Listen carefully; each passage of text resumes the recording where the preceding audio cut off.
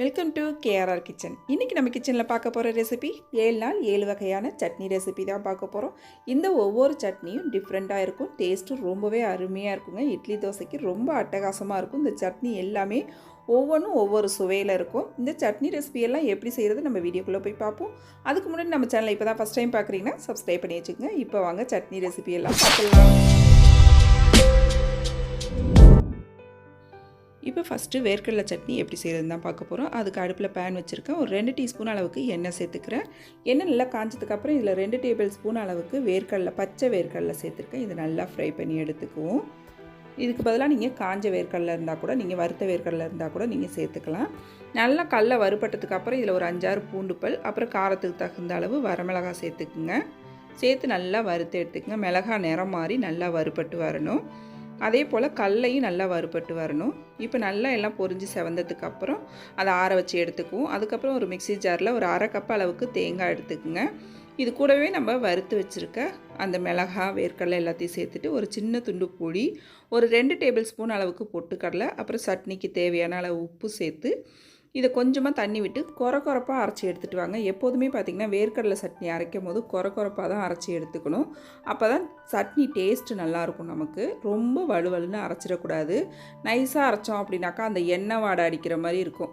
அதனால் கொஞ்சம் கொரப்பாக அரைச்சி எடுத்துக்கோங்க. இப்போ இதுக்கு தாளிப்பு கொடுத்துருவோம். அதுக்கு தாளிப்பு பேன் வச்சுருக்கேன். 1 டீஸ்பூன் எண்ணெய் விட்டு 1 டீஸ்பூன் கடுகு உளுந்து சேர்த்து நல்லா பொரிஞ்சதுக்கப்புறம் இதில் ஒரே ஒரு வரமிளகாய், ஒரு கொத்து கருவேப்பிலை, கொஞ்சம் பெருங்காயத்தூள் சேர்த்து நல்லா பொரிய விட்டு சட்னி கூட சேர்த்துற வேண்டியதான்.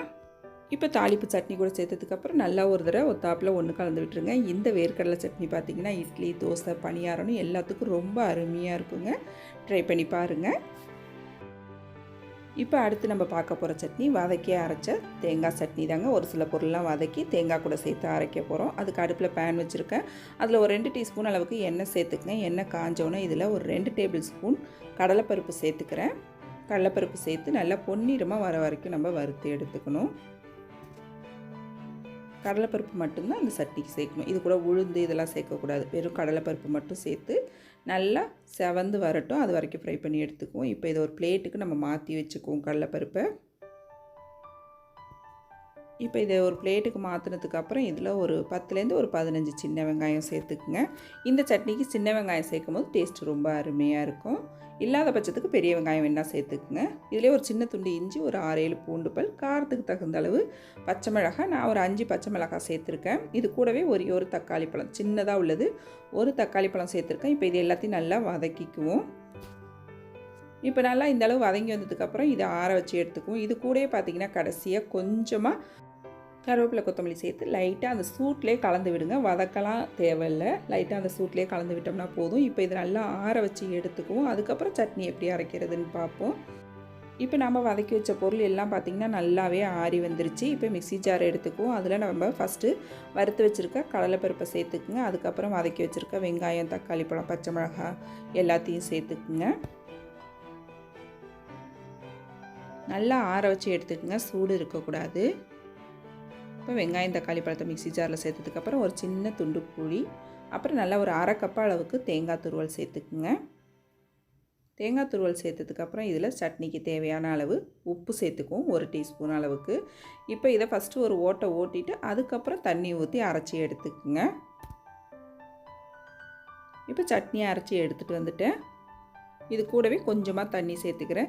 இந்த சட்னி தண்ணியாக இருந்தாலும் நல்லாயிருக்கும், கெட்டியாக வச்சு சாப்பிட்டாலும் நல்லாயிருக்குங்க டேஸ்ட்டு. உங்களுக்கு எது தேவையோ அதுக்கேற்ற மாதிரி தண்ணி சேர்த்து கலந்து எடுத்துக்கங்க. இப்போ சட்னி தாளிக்கிறதுக்கு தாளிப்பு பேன் வச்சுருக்கேன். அதில் ஒரு 2 டீஸ்பூன் எண்ணெய் விட்டுருக்கேன். இதில் பார்த்திங்கன்னா 1/2 டீஸ்பூன் கடுகு, 1/2 டீஸ்பூன் ஜீரகம், 1/2 டீஸ்பூன் உளுந்து, 1/2 டீஸ்பூன் கடலைப்பருப்பு சேர்த்து நல்லா பொரிய விட்டுருக்கேன். நல்லா பொரிஞ்சு செவந்ததுக்கப்புறம் ஒரு கொத்து கருவேப்பிலை, கொஞ்சமாக பெருங்காயத்தூள் சேர்த்து நம்ம இந்த தாளிப்பை சட்னி கூட சேர்த்துற வேண்டியதான்.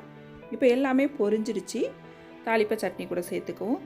ரொம்ப அருமையாக இருக்குங்க. இந்த சட்னி பார்த்திங்கன்னா இட்லி, தோசைக்கு மட்டும் இல்லை, பஜ்ஜி, வடை, போண்டா இது கூடலாம் வச்சு சாப்பிட்றதுக்கு ரொம்ப அருமையாக இருக்கும் இந்த சட்னி. நீங்களும் ட்ரை பண்ணி பாருங்கள். இப்போ அடுத்து நம்ம பார்க்க போகிற சட்னி ஒரு சூப்பரான வெங்காய சட்னி தாங்க. இப்போ இது செய்கிறதுக்கு அடுப்பில் ஒரு பேன் வச்சுருக்கேன். ஒரு 2 டீஸ்பூன் அளவுக்கு எண்ணெய் சேர்த்துக்குங்க. எண்ணெய் காஞ்சோன்னே இதில் ஒரு 10 பூண்டு பல், அதே போல் ஒரு 10 சின்ன வெங்காயம் சேர்த்துக்குங்க.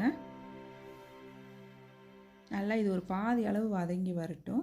வதங்கிட்டு இருக்கும் போதே இந்த சட்னிக்கு தேவையான அளவு வரமிளகாய் சேர்த்துக்குவோம். ஃபஸ்ட்டு நான் ஒரு 4 வரமிளகாய், அப்புறம் 4 காஷ்மீரி சில்லி சேர்த்துக்கிறேன். கலருக்காக சேர்க்குறேன் காஷ்மீரி சில்லி. உங்கள்கிட்ட இருந்தால் சேர்த்துக்குங்க, அப்படி இல்லைன்னா வரமிளகாயை உங்கள் காரத்துக்கு தகுந்த அளவு சேர்த்துக்குங்க. இதுலேயே ஒரே ஒரு பெரிய வெங்காயமும் சேர்த்துருக்கேன். நல்லா பெரிய சைஸில் உள்ள பெரிய வெங்காயமும் சேர்த்துருக்கேன். இந்த சட்னியில் சின்ன வெங்காயம் பெரிய வெங்காயம் ரெண்டுமே சேர்த்து தான் நம்ம அரைக்க போகிறோம். ரொம்ப அருமையாக இருக்கும். இது கூடவே பார்த்திங்கன்னா ஒரு சின்ன துண்டு புளி, ஒரு கொத்து கருவேப்பிலை, அப்புறம் ஒரு 10-15 புதினா இலை சேர்த்துக்குங்க. நல்ல வாசனையாக இருக்கும். இந்த சட்னி ரொம்ப செவக்க வதக்கக்கூடாது. நல்லா அந்த வெங்காயம் வெந்து வர அளவுக்கு வதக்கணும்னா போதும். வெங்காயத்தை செவர விடக்கூடாது, ஆனால் நல்லா வதங்கி வெந்து வரணும். இது கூடவே 1 டேபிள் ஸ்பூன் அளவுக்கு பொட்டுக்கடலையும் சேர்த்துக்குங்க. இப்போ இதெல்லாம் நல்லா வதக்கியாச்சு, ஆற வச்சு எடுத்துக்குவோம். இப்போ நல்லா எல்லாம் ஆறுனதுக்கு அப்புறம் இது எல்லாத்தையும் நான் மிக்ஸி ஜாரில் சேர்த்து தேவையான அளவு உப்பு சேர்த்து நல்லா அரைச்சி எடுத்துகிட்டு வந்துக்கிறேன். இப்போ பாருங்கள், சட்னி நல்லா அரைச்சி எடுத்துகிட்டு வந்துட்டேன். சட்னி ரெடி ஆகிடுச்சு. இதில் நம்ம தாளிப்பு கொடுத்துருவோம். எப்போதும் நம்ம சட்னி எப்படி தாளிப்போமோ அதே போல் தான். சட்னி தாளிக்கிறதுக்கு அடுப்பில் பேன் வச்சுருக்கேன். இதில் 1 டீஸ்பூன் அளவுக்கு எண்ணெய் சேர்த்து 1 டீஸ்பூன் கடுகு உளுந்து சேர்த்து நல்லா பொரிய விட்டுக்குங்க. கடுகு உளுந்து நல்லா பொரிஞ்சு வரட்டும். பொரிஞ்சதுக்கப்புறம் இதில் ஒரு கொத்து கருவேப்பிலை, அப்புறம் ஒரே ஒரு வரமிளகாய் கிள்ளிட்டு சேர்த்துக்குங்க. கொஞ்சமாக பெருங்காயத்தூளும் சேர்த்துக்குங்க. இப்போ எல்லாம் நல்லா பொரிஞ்சு செவந்ததுக்கப்புறம் கடைசியாக இதில் நல்லா ஒரு 5-6 சின்ன வெங்காயம் நைஸாக நறுக்கிட்டு சேர்த்துக்குங்க. கடைசியாக இது போல் வெங்காயம் சேர்த்து தாளிப்பு கொடுக்கும்போது இந்த சட்னிக்கு ரொம்பவே அருமையாக இருக்குங்க. கண்டிப்பாக மிஸ் பண்ணாமல் இந்த தாளிப்பை சேர்த்துக்குங்க. இப்போ நல்லா வெங்காயம் வதங்கினதுக்கப்புறம் இந்த தாளிப்பை நம்ம சட்னி கூட சேர்த்து கலந்து விட்டோம் அப்படின்னாக்கா நம்மளோட வெங்காய சட்னி ரொம்ப அருமையாக சூப்பராக ரெடி ஆகிடுச்சுங்க. இட்லி தோசைக்கு அட்டகாசமாக இருக்கும். தோசைக்கு தான் இது ரொம்பவே அருமையாக இருக்கும். இந்த சட்னியும் கண்டிப்பாக ட்ரை பண்ணி பாருங்கள். இப்போ அடுத்து நம்ம பார்க்க போகிற சட்னி ஹோட்டல் ஸ்டைல் கார சட்னி தாங்க. ரொம்ப அருமையாக இருக்கும். இப்போ வாங்க எப்படி செய்கிறதுன்னு பார்ப்போம். அதுக்கு அடுப்பில் கடாய் வச்சுக்கோங்க. ஒரு 2 டீஸ்பூன் அளவுக்கு எண்ணெய் சேர்த்து நல்லா எண்ணெயை காய விட்டுக்குங்க. இது கூடவே பார்த்திங்கன்னா 1 டீஸ்பூன் அளவுக்கு மல்லி, 1 டீஸ்பூன் கடலைப்பருப்பு, 1 டீஸ்பூன் உளுந்து, அப்புறம் ஒரு 1/4 டீஸ்பூன் அளவுக்கு வெந்தயம் சேர்த்து இது நல்லா செவக்க வறுத்து எடுத்துக்குவோம். நல்லா வெந்தயம் கடலைப்பருப்பு எல்லாம் வதங்கினதுக்கப்புறம் இதில் காரத்துக்கு தகுந்த அளவு வரமிளகாய் சேர்த்துக்குங்க. நான் இன்றைக்கி ஒரு 8 வரமிளகாய் சேர்த்துருக்கேன். ஃபஸ்ட்டு இது எல்லாம் நல்லா பொரிஞ்சு செவந்ததுக்கப்புறம் ஒரு பிளேட்டுக்கு மாற்றி வச்சுக்குவோம். திரும்பவும் அதே எண்ணெயில் ஒரு 10 சின்ன வெங்காயம், ஒரே ஒரு பெரிய வெங்காயம், ஒரு 6-7 பூண்டு பல் சேர்த்துக்குங்க.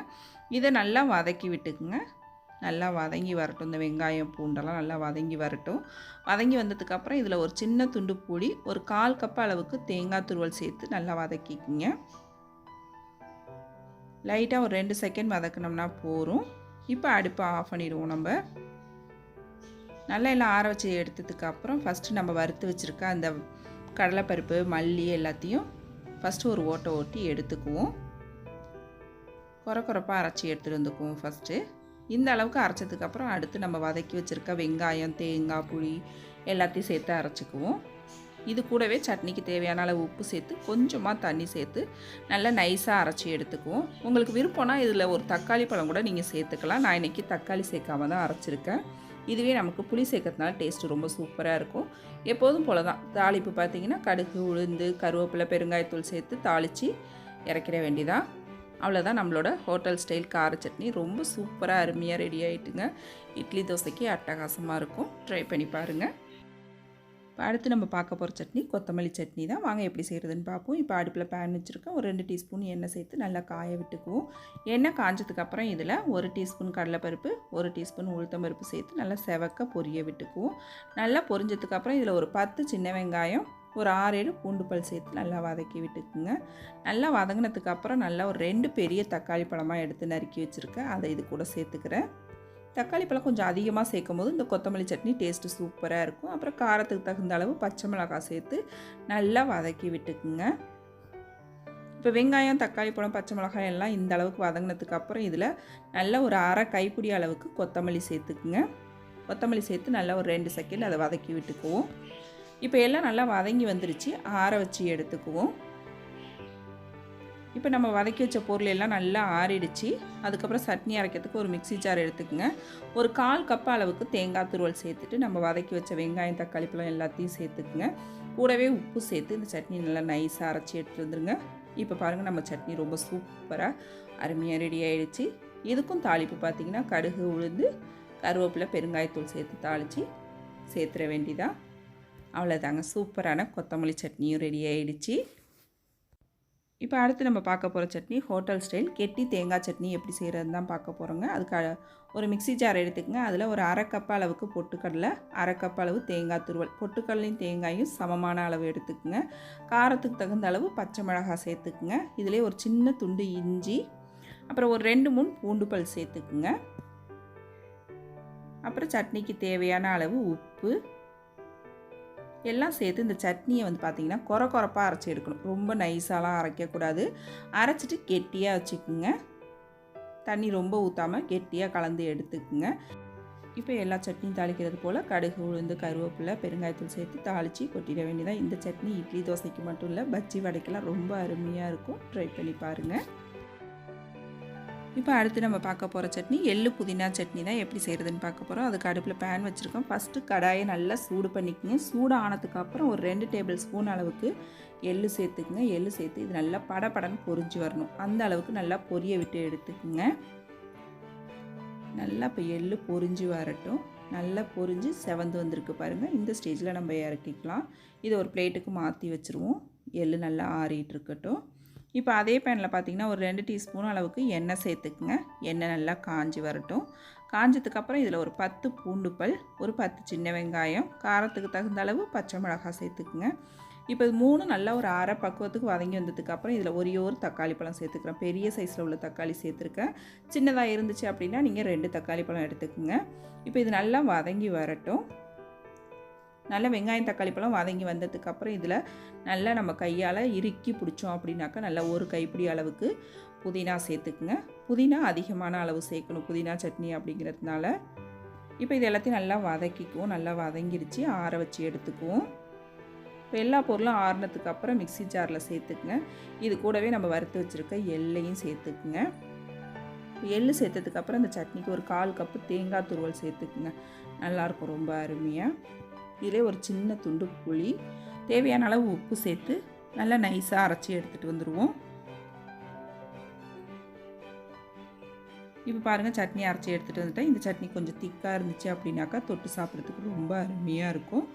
இந்த சட்னிக்கு தாளிப்பு பார்த்திங்கன்னா கடுகு, உளுந்து, கருவேப்பிலை, வரமிளகாய், பெருங்காயத்தூள் சேர்த்து தாளித்து கொட்ட வேண்டியதான். அவ்வளோதான் நம்மளோட புதினா சட்னி ரொம்ப அருமையாக சூப்பராக ரெடி ஆகிடுச்சுங்க. இட்லி தோசைக்கெலாம் அவ்வளோ ஒரு அருமையாக இருக்கும். ட்ரை பண்ணி பாருங்கள். இன்றைக்கி நம்ம பார்த்த 7 வகையான சட்னியும் பார்த்திங்கன்னா 7 வகையான டேஸ்ட்டில் இருக்கும். ரொம்பவே அருமையாக இருக்கும். ட்ரை பண்ணி பாருங்கள். ட்ரை பண்ணி பார்த்துட்டு எப்படி இருக்குன்னு எனக்கு கமெண்ட் பண்ணுங்கள். என்னோட ரெசிபி பிடிச்சிருந்தா லைக் பண்ணுங்கள், ஷேர் பண்ணுங்கள். தேங்க்ஸ் ஃபார் வாட்சிங்.